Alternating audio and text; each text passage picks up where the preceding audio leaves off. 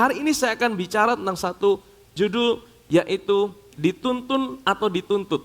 Saudara, saya akan menceritakan pagi hari ini pengalaman daripada seorang rasul perjanjian baru yang mengalami sebuah perubahan ya dari hidup yang dituntut menjadi hidup yang dituntun, saudara. Saudara tahu siapa namanya rasul perjanjian baru ini? Paulus, saudara.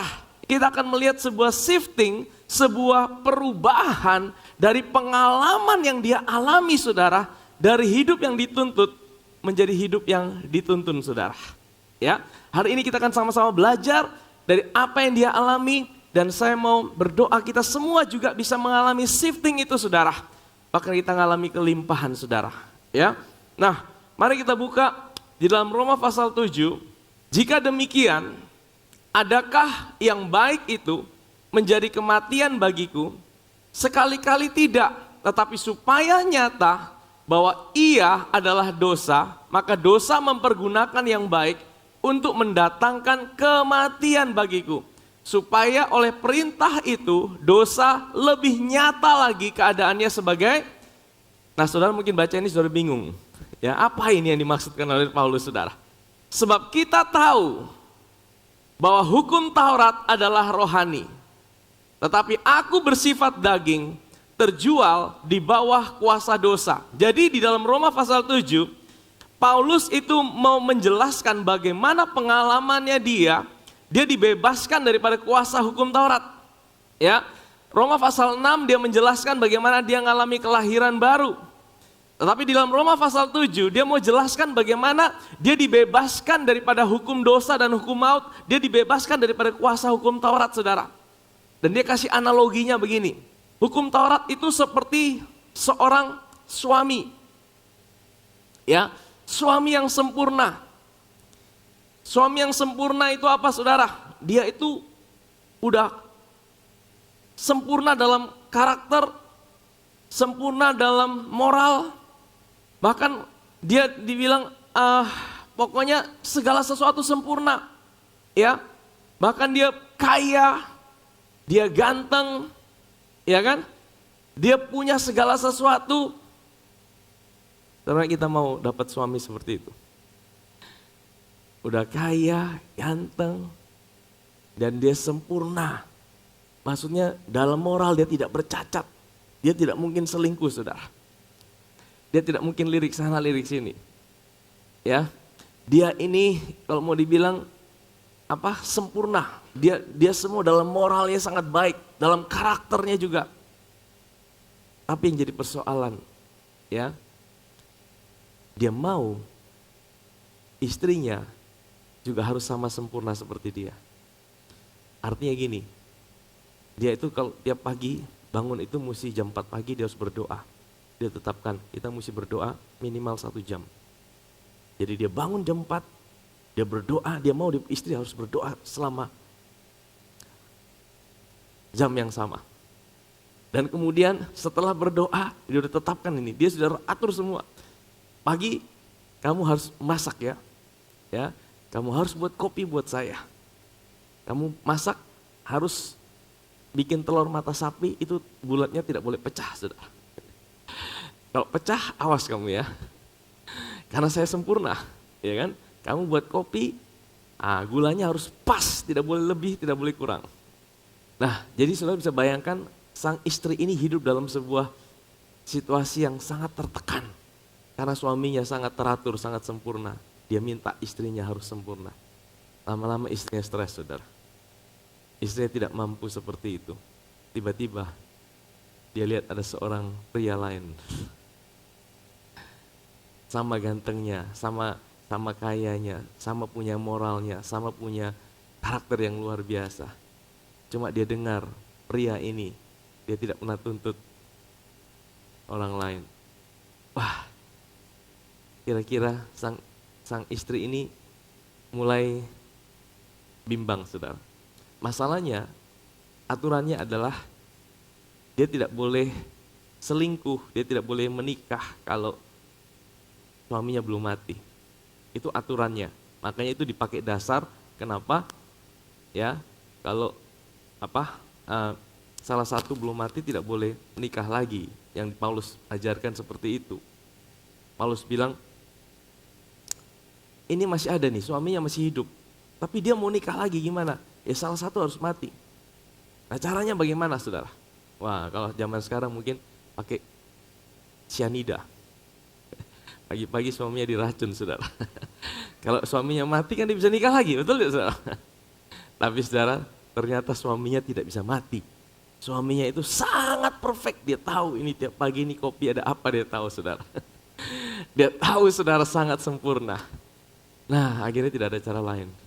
Dan puji Tuhan firman Tuhan bilang, suaminya tidak bisa mati karena suaminya sempurna. Tidak ada pilihan lain, dia yang harus mati. Artinya istrinya harus mati. Waktu istrinya mati, dia bebas dari tuntutan. Itu yang Paulus ajarkan. Ya, jadi mereka orang Israel itu hidup di bawah hukum Taurat saudara. Hukum Taurat itu adalah hukum yang sempurna. Dan orang Israel itu harus melakukan semua tuntutan hukum Taurat dengan sempurna. Masalahnya tidak ada seorang pun yang bisa. Nah caranya bagaimana? Ya, caranya adalah salah satu harus mati. Makanya Yesus datang sebagai suami yang baru. Dan Yesus membawa kita mati. Kita mati bukan pakai tubuhnya kita, tapi kita mati pakai tubuhnya Yesus. Sehingga apa saudara? Sehingga hari ini kita bisa menikah dengan suami yang baru. Namanya siapa? Yesus. Kita semua ini mempelai wanita loh saudara. Ya, kita ini semua mempelai wanita. Kita punya seorang suami. Namanya Yesus Kristus Tuhan kita. Nah, suami yang baru ini dia tidak menuntut. Suami yang baru ini bahkan dia mensuplai. Ya, pagi-pagi bangun ya. Dia tidak tuntut kita harus bangun pagi sama seperti dia. Tapi bangun pagi dia yang menyediakan buat kita. Dia yang melayani kita. Saudara tahu? Nah ini gambaran yang Paulus gambarkan saudara. Dia bilang ini, sebab kita tahu bahwa hukum Taurat adalah rohani. Tapi aku bersifat daging. Maksudnya apa? Hukum Taurat itu baik, kudus dan sempurna. Tidak ada yang salah dengan hukum Taurat. Masalahnya kita ini bersifat daging saudara. Bersifat daging maksudnya apa? Di dalam diri kita, sekalipun kita sudah lahir baru, ada yang namanya daging. Katakan daging. Daging ini adalah sifat-sifat manusia lama yang masih ada dalam hidup saudara dan saya. Makanya tidak otomatis kita lahir baru, kita pasti memiliki hidup yang berkemenangan. Ini hidup kita. Waktu kita lahir baru, roh kita ini udah baru. Inilah tempat kediaman Tuhan. Tetapi tidak otomatis jiwa dan tubuh kita akan mengalami kemenangan. Makanya ini yang Paulus alami. Ya, dikatakan bahwa dia udah lahir baru tapi jiwanya ini masih ada daging saudara. Nah kita akan belajar lebih lagi saudara. Bagaimana yang Paulus alami? Kita kembali ke firman Tuhan. Hukum Taurat itu adalah rohani, tapi aku bersifat daging terjual di bawah kuasa dosa. Sebab apa yang aku perbuat, aku tidak tahu. Karena bukan apa yang aku kehendaki yang aku perbuat, tapi apa yang aku benci itulah yang aku perbuat. Jika aku berbuat apa yang tidak aku kehendaki, aku menyetujui bahwa hukum Taurat itu baik. Kalau demikian, bukan aku lagi yang memperbuatnya, tetapi dosa yang ada di dalam aku. Aku ini dalam bahasa Inggrisnya, dalam dia sebagai daging, bukan dalam manusia rohnya dia. Hukum Taurat itu saudara, itu sifatnya menuntut. Hukum Taurat itu kudus, benar dan baik. Itu seperti saudara lihat cermin. Saudara kita di rumah suka lihat cermin. Nah kalau saudara semakin lihat terus, kira-kira saudara akan temukan apa? Akan lihat, ini kok ada jerawat ya. Ini kok ada sedikit kurang bagus. Ini kok ada keriput-keriput ya, mulai keriput-keriput. Saya tanya sama saudara, kira-kira cermin itu bisa mengubah yang keriput jadi tidak keriput? Yang jerawat, cermin kau harus tampilkan, muka saya tidak boleh jerawat lagi. Bisa? Tidak bisa. Itu gambaran daripada hukum Taurat. Hukum Taurat itu hukum-hukum yang Tuhan berikan, itu seperti sebuah standar yang Tuhan kasih. Kalau kamu mau dibenarkan, kamu harus lakukan ini standarnya. Justru hukum Taurat itu diberikan bukan untuk membenarkan manusia, tapi untuk menyatakan kelemahan dan dosa manusia. Ya, hukum Taurat diberikan untuk menyatakan kelemahan kita. Semakin sudah lihat hukum Taurat, semakin itu menunjukkan bahwa kita tidak mampu dalam hidup ini. Amin, saudara. Dan Paulus, dia cerita itu di dalam dirinya, di dalam rohnya, dia pengen lakukan sesuatu yang baik. Ya, tetapi di dalam dagingnya dia ada suatu hukum yang berjuang. Nanti kita baca terus ya. Kalau demikian bukan aku lagi yang memperbuatnya, tapi dosa yang ada di dalam dagingku. Sebab aku tahu bahwa di dalam aku, yaitu di dalam aku sebagai manusia, nah ini dalam bahasa Inggrisnya, di dalam aku sebagai daging, tidak ada sesuatu yang baik. Sebab kehendak memang ada di dalam dagingku, tapi bukan berbuat apa yang baik. Kalau saudara baca dalam bahasa Inggrisnya lebih jelas, saudara. Itu dijelaskan, ini daging atau bukan. Nah, di dalam aku sebagai daging tidak ada sesuatu yang baik. Jadi saudara, waktu kita lahir baru, tidak otomatis semua kita baru. Hanya roh kita yang baru. Tapi ada satu bagian namanya daging, itu bukan kita. Daging itu bukan kita. Daging itu sifat-sifat manusia lama kita yang akan terus ikut kita. Nanti sampai kita mati di peti 2x1. Kita dikubur, di situ daging itu stop. Nanti di waktu kita di sorga tidak ada lagi daging. Daging itu warisan daripada Adam, saudara. Ya, daging itu, saudara. Nah, saya akan kasih clear kita supaya kita setiap kali kita dengar kata daging. Daging itu sifat-sifat manusia lama kita yang selalu menunjukkan kepada kita, fokus kepada diri kita dan kekuatan kita. Ya, saudara jangan salah dulu, daging itu bukan halal yang orang pesta pora, itu perbuatan daging. Tapi daging itu pertama dimulai dari dalam kita, sebelum kelihatan. Itu berupa sebuah reaksi negatif yang ditunjukkan ketika kita mengalami sebuah situasi. Contoh, waktu kita mengalami sebuah situasi, hal apa yang muncul pertama kali? Kalau hal negatif, kita jadi marah, kita jadi pahit hati, kita jadi emosi, itu daging. Daging karena apa? Karena daging itu selalu menunjukkan kita kepada diri kita dan kekuatan kita. Jadi daging itu selalu menunjukkan kepada kita, kepada diri kita dan kekuatan kita. Kapan pertama kali daging itu muncul, saudara? Waktu manusia diciptakan, mereka tidak punya itu kedagingan. Kapan daging itu pertama kali muncul? Waktu mereka makan itu buah pohon pengetahuan baik dan jahat. Waktu mereka makan itu mata mereka terbuka. Mereka mulai bukan lagi fokus pada Tuhan. Mereka mulai fokus pada diri mereka. Itu daging, saudara. Dan itu dibawa sama Adam sampai ke kita hari ini. Makanya daging itu selalu mau membuat kita tidak fokus dengan Tuhan dan kekuatannya. Tapi fokus dengan diri kita dan kekuatan kita. Makanya akhirnya adalah ketakutan, kekhawatiran, stres. Dan itu akan berdampak kepada yang lain. Perbuatan-perbuatan daging. Tapi jauh sebelum ada perbuatan daging. Dimulai dari daging, keinginan daging. Yang ada di setiap kita. Saudara duduk hari ini di tempat ini. Kalau saudara orang lahir baru, kita juga masih punya daging, saudara. Makanya kenapa kita mengalami kekalahan demi kekalahan. Karena daging itulah yang berusaha membuat mata kita tidak fokus pada Tuhan. Tapi fokus pada diri kita sendiri. Nah, bagaimana caranya kalahkan daging? Kita mau belajar ini, saudara. Ya, dari apa yang Paulus alami, saudara. Jadi Paulus bilang, di dalam dagingku tidak ada sesuatu yang baik. Nah, Watchman itu bilang gini, daging itu seperti kita ini punya seorang asisten atau pegawai atau pembantu. Nah, kita punya asisten itu lebih baik kalau dia diam daripada dia disuruh kerja. Contoh gini, tolong ambilkan saya piring. Begitu dia gerak, dia bukan ambil piring, dia kasih pecah yang lain, saudara. Jadi begitu dia mulai gerak saudara, dia pecahkan piring, dia pecahkan gelas, dia pecahkan semua. Lebih baik diam saja. Kalau kamu diam, kamu tidak buat apa-apa, itu jauh lebih baik. Nah, jadi saudara tahu, ya daging itu seperti itu saudara, di dalam diri kita.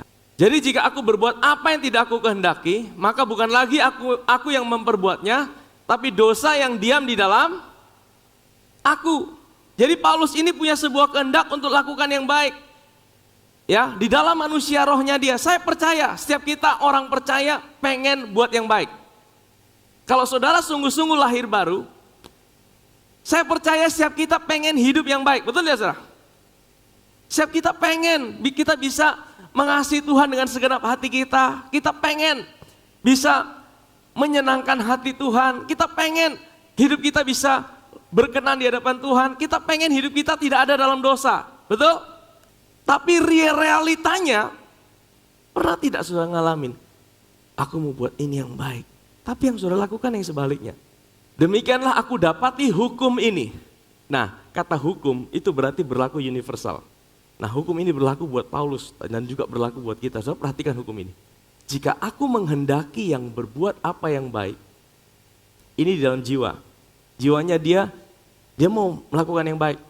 Ya, dia mau lakukan yang baik.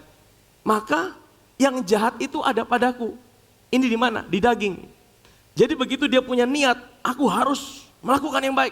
Aku harus mentaati semua perintah Tuhan. Aku harus buat ini supaya Tuhan sayang sama aku. Di saat dia punya kehendak seperti itu, di sisi yang lain ada sebuah hukum lain yang terjadi di dalam dagingnya. Dan hukum lain itu menentang itu saudara. Dan itu terjadi sebuah peperangan. Sebab di dalam batinku, di dalam manusia rohku, aku suka akan hukum Allah. Kalau kita lahir baru, kita suka sama hukumnya Tuhan. Ya, kita suka lakukan yang baik. Tetapi di dalam anggota-anggota tubuhku, ya di dalam dagingku, aku melihat hukum lain yang berjuang melawan hukum akal budiku dan membuat aku menjadi tawanan hukum dosa yang ada di dalam anggota-anggota tubuhku. Jadi waktu dia mau lakukan yang baik, ada sebuah hukum lain yang bekerja dan menawan dia menjadi tawanan dosa. Aku manusia celaka. Siapakah yang akan melepaskan aku dari tubuh maut ini? Jadi saudara kalau saudara baca di dalam Roma 7 ini, sebelumnya itu Paulus punya pergumulan gini. Dia tahu ada satu perintah, jangan mengingini. Itu perintah keberapa? Paulus tahu itu perintah. Makanya dia bergumul sini. Tapi dia bilang gini, semakin aku tahu perintah itu jangan mengingini, semakin aku jatuh dalam keinginan untuk mengingini. Karena perintah itu membangkitkan keinginan dia. Nah Paulus juga alami ini saudara. Makanya dia jelaskan. Aku tahu ada perintah jangan mengingini. Tapi semakin aku tahu ada perintah jangan mengingini. Itu ada sebuah tuntutan. Ada sebuah tuntutan. Dan itu membuat aku menjadi tawanan hukum dosa. Makanya Paulus sampai bilang gini. Aku manusia celaka. Yang bilang aku manusia celaka ini bukan kita loh. Ini Rasul Paulus, penulis 3/4 perjanjian baru. Bagaimana dia dalam pergumulannya, dia struggle. Waktu dia lahir baru, pengalaman Paulus lahir baru itu sangat dramatis. Dia ketemu Tuhan, waktu dia jalan ke Damsyik, Tuhan nampakkan diri dia jadi buta. Terus dia ngalamin Tuhan, tapi dia belum ngerti. Dan kemudian dalam perjalanannya dia belajar, dia dapat pewahyuan tentang kasih karunia Tuhan. Ini pergumulan yang dia tulis. Jadi waktu dia mulai lahir baru, dia tahu hukum-hukum Tuhan. Dia ahli Taurat, dia orang Farisi. Dalam pikirannya, dia mau menyenangkan Tuhan. Dan dia melihat tuntutan-tuntutan itu sebagai sesuatu yang harus dilakukan. Jangan membunuh, jangan mencuri, jangan mengingini, jangan ini. Dia tahu ada perintah itu. Dia pikir tuntutan itu akan buat dia menjadi kudus dan dia mampu lakukan. Jadi ketika tuntutan itu muncul, dia tahu perintah-perintah itu. Dagingnya yang pertama kali bereaksi. Saudara perhatikan. Ya. Ketika muncul tuntutan-tuntutan itu, yang bereaksi pertama dalam hidup kita itu bukan roh kita. Tapi daging kita yang di-trigger untuk melakukan. Dan daging itu selalu menunjukkan kepada diri kita dan kekuatan kita. Karakter kamu harus seperti ini, kalau tidak Tuhan tidak sayang sama kamu. Jadi apa yang kita lakukan itu seperti sesuatu yang dituntut sama Tuhan, supaya kita mendapatkan perkenanan Tuhan, itu menjadi tuntutan dalam hidup kita. Dan ini yang Paulus ceritakan, dia tahu ada perintah jangan mengingini, karena dia ahli Taurat. Tapi dia bilang, apa yang aku tahu itu baik, ternyata yang aku lakukan justru tidak baik. Dengan kata dia bilang, waktu aku melakukan jangan mengingini, keinginan untuk mengingini itu malah muncul dalam hidupku. Aku malah jatuh dalam dosa mengingini. Mengingini itu bisa aja mengingini barang orang lain, bisa aja mengingini seseorang. Karena mengingini kan tidak kelihatan, saudara, betul? Dosa-dosa lain itu kelihatan, saudara. Kalau saudara membunuh tidak mungkin tidak kelihatan, betul? Tapi kalau saudara mengingini, ada yang tahu, saudara? Tidak ada yang tahu, saudara. Dan Paulus ketika dia fokus dengan aturan tuntutan hukum Taurat itu, dia bilang, aku manusia celaka. Aduh, aku bergumul. Aduh, hidupku kok seperti ini. Jadi kadang-kadang dalam hidup ini, apakah aku sungguh-sungguh lahir baru tidak ya? Kok kehidupanku kok seperti ini ya? Aku pengen hidup yang baik, kenapa kok aku yang aku lakukan bukan yang baik? Paulus alami ini, saudara, untuk sebagai pembelajaran buat kita, bagaimana kita bisa keluar dari situ. Dan Paulus kasih caranya, dia bilang gini, aku manusia celaka. Dan puji Tuhan, dia tidak bilang, apakah yang dapat melepaskan aku dari tubuh maut ini. Nah, dunia selalu dipenuhi dengan, kamu mau berhasil, ayo kamu ikut ini, kelas motivasi. 5 langkah menjadi sukses. Yang pertama harus buat ini, buat ini, buat ini, buat ini. 5 langkah mengatur emosi dalam hidup. Langkah pertama harus begini. Langkah kedua harus begini. Langkah ketiga harus begini. Saya percaya, saudara tidak akan berhasil, saudara, seperti itu. Karena waktu saudara dibawa pada tuntutan, itu yang digerakkan dalam hidup saudara adalah daging saudara. Daging itu paling suka diperhadapkan dengan tuntutan. Karena daging hanya bisa bekerja ketika ada tuntutan. Ingat daging itu apa? Self-center. Fokus pada diri. Kekuatan diri sendiri. Daging itu hanya bisa bekerja di mana ada tuntutan. Makanya di mana ada hukum Taurat yang menuntut, di situ daging itu berkuasa. Dan daging itu yang membangkitkan dosa. Tapi puji Tuhan, Paulus temukan rahasianya. Dia bilang apa? Aku manusia celaka. Tapi dia tidak bilang dengan cara apa. Tapi dia bilang apa? Siapakah yang akan melepaskan aku dari tubuh? Jadi puji Tuhan, ini pedoman kita. Bagaimana kita bisa dilepaskan dari semua masalah, semua hal dalam hidup ini. Bukan pada apa, bukan dengan pada program apa, tapi pada siapa. Jawaban atas semua pergumulan hidup saudara dan saya ditemukan pada seorang pribadi, namanya siapa? Yesus Kristus Tuhan. Amin, saudara. Syukur kepada Allah oleh Yesus Kristus Tuhan kita. Jadi dengan akal budiku, dengan jiwanya dia melayani hukum Allah. Tapi dengan tubuh insaniku, aku melayani hukum dosa. Jadi Paulus ini terjebak. Dia suka akan hukum Allah. Tapi dalam tubuhnya, dia mengalami kegagalan, dia struggle. Sampai dia bilang, aku manusia celaka. Nah, kunci jawaban, shiftingnya ada di pasal 8. Saya akan bawa kita melihat. Tadi kita melihat, Paulus itu hidup yang dituntut. Dia lahir baru. Tapi dia lihat, ada hukum-hukum Allah yang menuntut dia. Dia lakukan segala sesuatu kegiatan agamanya. Supaya dia diterima sama Tuhan. Supaya dia disayang sama Tuhan. Dia lakukan 10 perintah Allah. Dia lakukan semua dengan sekuat tenaganya dia. Supaya dia dapat perkenanan Tuhan. Dan ketika dia hidup bicara seperti itu memicu dagingnya dia. Memicu dirinya semakin hari semakin gagal. Dan dia ada dalam sebuah struggle. Dan saya percaya Paulus mengalami depresi di sini, saudara. Tapi dia temukan jawabannya. Di dalam Roma pasal 8. Ini kuncinya buat setiap kita. Bagaimana kita bisa berubah. Bukan lagi hidup kita hidup yang dituntut. Mau tahu kuncinya? Mari kita buka mulai di pasal Roma pasal 8 ayat yang pertama. Ini jawabannya, saudara. Demikianlah sekarang tidak ada penghukuman bagi mereka yang ada di dalam. Demikianlah sekarang tidak ada penghukuman bagi mereka yang ada di dalam Kenapa tidak ada penghukuman? Karena tidak ada hukum yang dilanggar. Kenapa tidak ada hukum yang dilanggar? Karena tidak ada tuntutan. Betul? Kalau sudah dituntut sama jaksa di pengadilan, itu karena apa? Karena ada hukum pasal yang dilanggar, betul? Karena pasal yang dilanggar itu harus dihukum, makanya ada dituntut oleh jaksa. Karena dituntut maka adalah penghukuman. Akhir daripada tuntutan itu ada penghukuman. Kalau dikatakan tidak ada penghukuman, berarti apa? Tidak ada tuntutan. Kalau tidak ada tuntutan berarti apa? Tidak ada lagi pasal yang dilanggar. Kenapa tidak ada pasal lagi yang dilanggar? Apakah hari ini hidup kita sudah benar semua?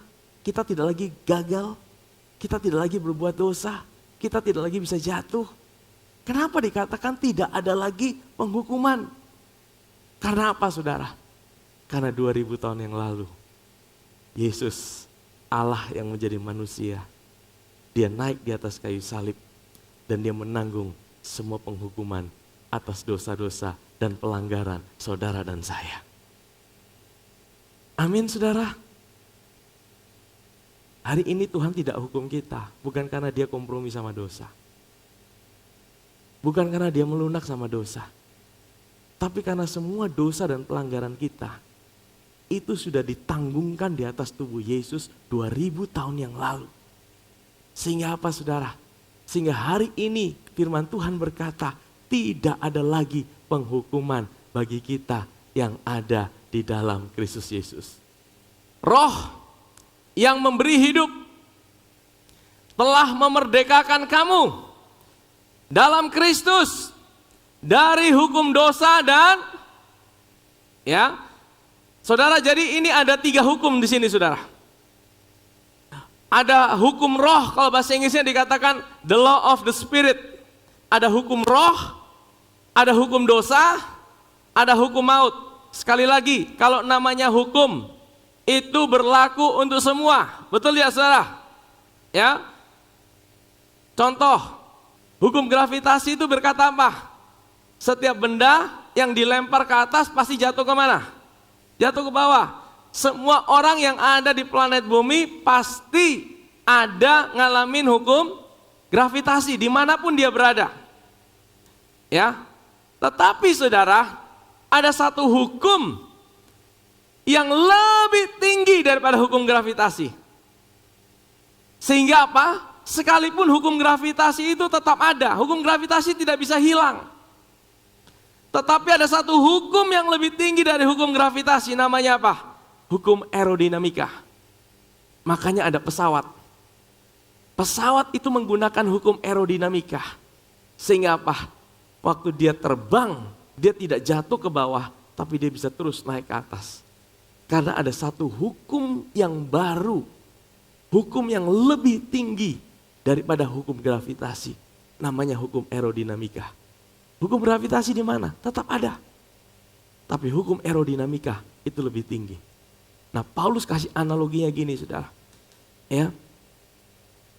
Hukum dosa dan hukum maut itu tetap ada. Jadi hukum Taurat itu tidak pernah bisa hilang. Makanya Yesus berkata, hukum Taurat itu akan ada untuk selamanya. Hukum Taurat itu kudus, benar dan baik. Tapi hukum Taurat itu sifatnya menuntut. Dan hukum Taurat selalu menggerakkan daging kita. Hukum Taurat itu tuntutan yang buat kita fokus pada diri kita. Dan Paulus alami ketika dia fokus pada dirinya untuk melakukan kehendak Tuhan. Di situ dia semakin gagal dan semakin gagal. Dan dia semakin stres. Dia semakin depresi. Dia bilang, aku manusia celaka. Sampai dia temukan ada satu hukum yang baru. Yang lebih tinggi dari namanya hukum dosa dan hukum maut. Kenapa hukum dosa? Karena hukum Taurat itu menyadarkan manusia akan dosa. Ya, kenapa dikatakan hukum dosa? Karena hukum Taurat itu seperti cermin dan buat manusia lihat dosanya, lihat kesalahannya. Dan masalahnya dia tidak bisa dibenarkan. Dia berusaha untuk membenarkan, tidak bisa. Sehingga mengalami namanya hukum maut. Dia waktu orang berbuat salah, dia akan sadar akan penghukuman. Aku salah dengan Tuhan. Tuhan tidak sayang sama aku. Waduh, Tuhan tinggalkan aku. Waduh, Tuhan kayaknya tidak mengampuni aku. Waduh, kayaknya Tuhan tidak berkenan sama aku. Mungkin dia sudah lupa sama aku. Itu hukum dosa dan hukum maut karena kegagalan kita dalam melakukan hukum-hukumnya Tuhan. Tapi Tuhan kasih satu hukum yang lain yang untuk kita jalani dalam hidup ini. Namanya hukum roh kehidupan. Apa itu hukum roh dan kehidupan? Hukum roh kehidupan itu berkata bahwa hari ini tidak ada lagi penghukuman bagi kita yang ada dalam Kristus. Karena apa?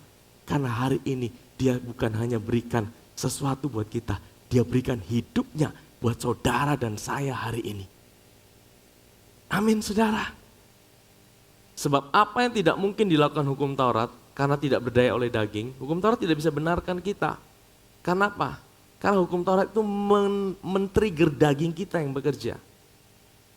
Telah dilakukan oleh Allah dengan jalan mengutus anaknya sendiri dalam daging yang serupa dengan daging, bukan Yesus itu bukan hidup dalam daging loh, saudara. Dia cuma serupa. Ya, kita mesti clear di sini. Makanya Yesus itu lahir, dia adalah Tuhan. Dia adalah Allah itu sendiri. Dia bukan daging, dia cuma serupa dengan daging. Yang dikuasai dosa karena dosa. Ya, Yesus tidak berdosa loh. Yesus bukan lahir sebagai manusia dosa. Kalau dia lahir sebagai manusia dosa, dia tidak mungkin bisa hapus dosa kita. Tidak mungkin saudara, karena dia harus bayar dosanya sendiri. Ia telah menjatuhkan hukuman atas dosa di dalam daging, dalam tubuh Yesus. Dosa kita dimasukkan dalam dia. Supaya tuntutan hukum Taurat digenapi di dalam kita. Ini kata kuncinya, bukan oleh kita. Kita tidak pernah bisa menggenapi tuntutan hukum Taurat. Tapi tuntutan hukum Taurat itu digenapi di dalam kita. Yang tidak hidup menurut daging, tapi hidup menurut roh. Jadi yang menggenapi itu bukan kita. Tapi yang ada di dalam kita siapa? Hari ini identitas kita siapa? Kristus. Jadi saudara jangan pusing bagaimana kita harus memenuhi tuntutan-tuntutan hukum Allah. Tapi sadar setiap hari ada Roh Kudus dalam hidupmu. Identitasmu adalah Kristus hari ini. Ya. Hidup menurut daging adalah ketika kita memikirkan apa yang bisa kita buat, kekuatan kita sendiri, apa yang bisa kita lakukan, dan itu akan memicu stres, panik, dan kita akan mulai khawatir karena kita fokusnya pada diri kita dan kekuatan kita. Hidup menurut roh adalah kita fokus pada apa yang roh itu kerjakan. Roh Kudus akan selalu menunjukkan kita kepada karya Kristus, apa yang diselesaikan buat kita.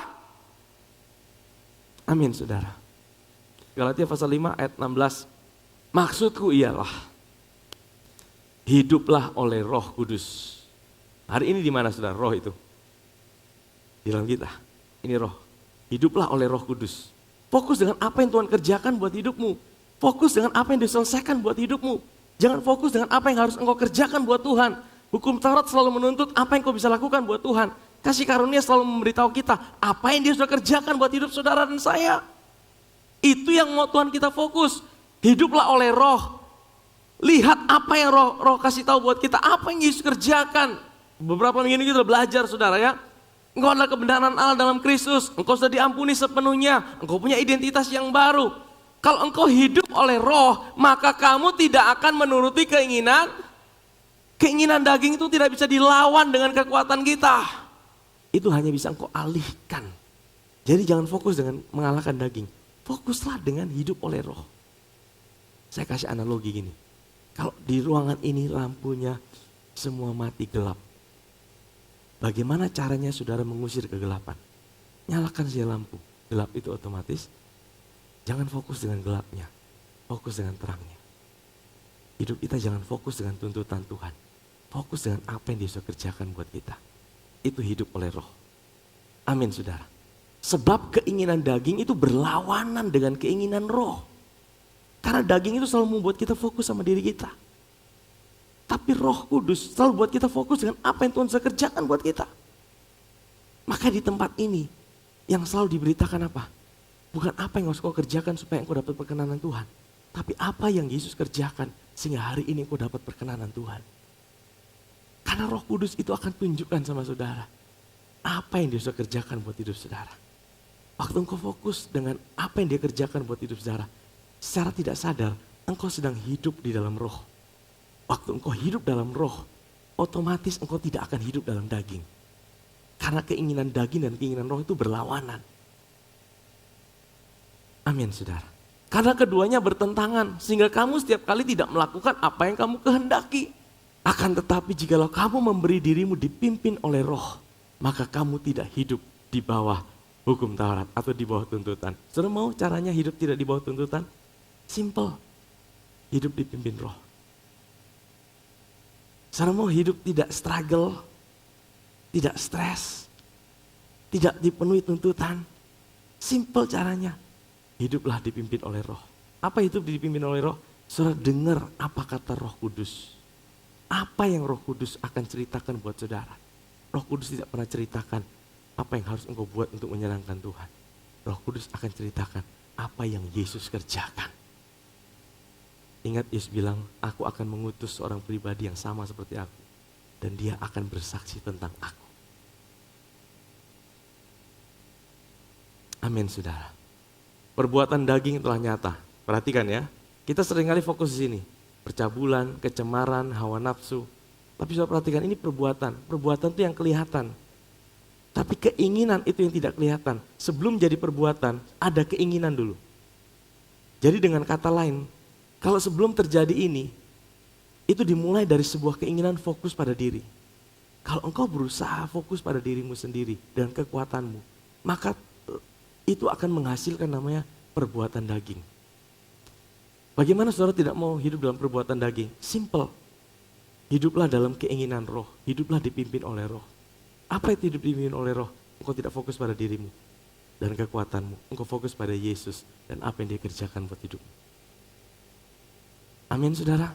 Penyembahan berhala, sihir, perseteruan, perselisihan, iri hati, amarah, kepentingan diri sendiri, percideraan, roh pemecah, kedengkian, kemabukan, pesta pora dan sebagainya. Ini yang kelihatan saudara. Terhadap semuanya itu kuperingatkan kamu, seperti yang telah kubuat dahulu, bahwa barang siapa melakukan hal-hal demikian, ia tidak akan mendapat bagian dalam kerajaan Allah. Tetapi buah roh, kenapa bukan dikatakan perbuatan, tapi dikatakan buah? Karena buah itu bukan saudara usahakan, buah itu hasil ketika saudara fokus dengan Tuhan. Amin saudara, buah roh itu cuma satu. Saudara tidak perlu mengusahakan buah roh. Buah roh itu cuma satu saudara, tapi manifestasinya 9. Jadi gini saudara, waktu engkau fokus dengan Tuhan, waktu engkau fokus dengan apa yang dia kerjakan buat hidup saudara, engkau fokus dengan itu saudara, nanti otomatis buah ini akan keluar dari hidup saudara. Saudara tidak usah mengusahakan kasih, saudara tidak usah mengusahakan sukacita, saudara tidak bilang aku harus punya kasih, aku harus punya kasih, tidak usah saudara. Saudara tidak bilang aku harus punya damai sejahtera, aku punya damai sejahtera, tidak saudara. Saudara tidak bilang aku harus sabar, aku harus sabar, aku harus murah hati. Tidak, namanya buah. Buah itu tidak kita usahakan. Buah itu hasil daripada ketika engkau fokus dengan apa yang Roh Kudus katakan buat hidup saudara. Waktu engkau selalu dengar tentang apa yang Yesus kerjakan buat hidupmu, engkau selalu fokus di dalam hidup saudara. Aku tahu Tuhan, hari ini aku tidak harus lagi lakukan sesuatu. Kalau aku berdoa, kalau aku baca firman, itu bukan untuk menyenangkan hati Tuhan. Tuhan tidak tambah sayang sama aku kalau aku baca firman, berdoa. Tapi aku dibuat tambah sayang sama Tuhan ketika aku berdoa. Saudara mesti rubah konsep berpikir saudara. Jangan hidup karena engkau mengalami tuntutan, tapi hidup karena engkau mengalami tuntunan Tuhan dalam hidup saudara. Amin. Kelemah lembutan penguasaan diri, tidak ada hukum yang menentang hal-hal itu. Barang siapa menjadi milik Kristus, ia telah menyalibkan daging dan segala hawa nafsu dan keinginannya. Jikalau kita hidup oleh Roh, baiklah kita juga dipimpin oleh Roh. Maksud Paulus bilang gini, kalau engkau udah lahir baru, engkau udah hidup nih, tapi engkau harus ikut dipimpin oleh Roh. Apa yang Roh Kudus katakan? Engkau bukan lagi dituntut sama Tuhan, tapi Tuhan sudah menyediakan segala sesuatu buat hidupmu. Amin saudara. Ketika engkau hidup dipimpin, dituntun oleh Roh, maka engkau akan mengalami hidup yang berkelimpahan. Engkau ngalamin buah roh itu ada dalam hidupmu. Engkau akan alamin bagaimana engkau bisa mengasihi Tuhan bukan karena sebuah paksaan. Engkau bisa melayani Tuhan bukan karena sebuah tuntutan. Hidupmu dimerdekakan. Engkau tidak harus mengasihi Tuhan, tapi engkau suka untuk mengasihi Tuhan. Engkau tidak harus lakukan segala sesuatu untuk supaya Tuhan sayang sama hidupmu. Tapi karena Tuhan udah sayang sama hidupmu, engkau tahu bahwa tidak ada penghukuman. Engkau bisa melayani Tuhan, engkau bisa mengasihi Tuhan. Dan betapa luar biasanya Paulus bercerita tentang hal itu saudara. Amin saudara. Di Lukas pasal 18 ada seorang pemuda yang kaya yang datang pada Yesus. Dia tanya sama Yesus, guru yang baik, apa yang harus aku lakukan supaya aku dapat hidup yang kekal? Yesus bilang apa? Kalau kita tanya hari ini, bagaimana kita dapat hidup yang kekal, caranya bagaimana? Terima Yesus, buka hatimu sungguh-sungguh, percaya aku dapat hidup yang kekal, betul? Apa yang Yesus bilang? Engkau udah lakukan semua hukum Taurat belum? Wah sudah, pemuda ini karena dia datang dengan sebuah kesadaran, wah aku udah bisa lakukan semua. Dia cuma mau mendapatkan pujian dari Yesus. Oh sudah aku udah lakukan semua. Yesus bilang gini, oke, satu lagi. Kalau kamu mau sempurna, jual semua hartamu. Kasih orang miskin dan ikutlah aku. Saudara tahu, pemuda kaya ini akhirnya apa? Dia mundur teratur. Bahkan dia tidak bisa kasih apa-apa buat Tuhan. Saudara perhatikan, kalau hidup kita selalu dipenuhi dengan tuntutan, kita tidak bisa maksimal untuk Tuhan. Pemuda kaya ini, dia sadar akan tuntutan, bahkan dia tidak bisa lakukan apa-apa buat Tuhan. Tapi di Lukas pasal 19 ada satu kisah. Yesus datang kepada Sakeus. Ingat, pemuda yang kaya ini dia datang pada Yesus. Agama itu selalu mengajarkan kita datang pada Tuhan. Kekristenan adalah Tuhan datang sama kita. Yesus datang menghampiri Sakeus. Dia lewat kota Yeriko. Dia bilang, Sakeus, hari ini aku mau menumpang di rumahmu. Perhatikan bedanya. Harusnya Sakeus ini yang dapat, jangan mencuri. Jangan mengingini barang orang lain, betul ya? Karena Sakeus ini kan melanggar. Dia ambil orang punya harta, dia ambil orang punya ini semua. Harusnya Yesus kan bilang gitu kan? Tapi Yesus bilang apa? Sakeus, aku mau numpang di rumahmu. Dan apa yang terjadi saudara? Waktu Sakeus tidak alami tuntutan, tapi dia alami kelimpahan, pengampunan, penerimaan dari Tuhan. Dia alami supply dari Tuhan. Dia bilang apa? Tuhan, hari ini kalau ada orang yang aku rugikan, aku ganti 4 kali lipat. Setengah dari hartaku, aku kasih buat orang miskin. Saya lihat perbedaannya, yang satu hidup karena dituntut, yang satu hidup karena dia alami tuntunan dan supply dari Tuhan. Hidup yang mana yang saudara mau pilih dalam hidup ini? Bagaimana engkau melihat Tuhan dalam hidupmu hari ini? Apakah engkau masih melihat Tuhan sebagai Tuhan yang menuntut hidupmu? Oh aku harus buat ini supaya Tuhan sayang sama aku. Oh aku harus buat ini supaya Tuhan itu cinta sama aku. Kalau engkau masih hidup seperti itu, tanpa sadar, engkau sedang taruh dirimu di bawah sistem hukum Taurat. Sekalipun engkau udah lahir baru. Dan kalau engkau taruh dirimu dalam sistem seperti itu, engkau tidak bisa mengalami hidup berkelimpahan dalam hidup.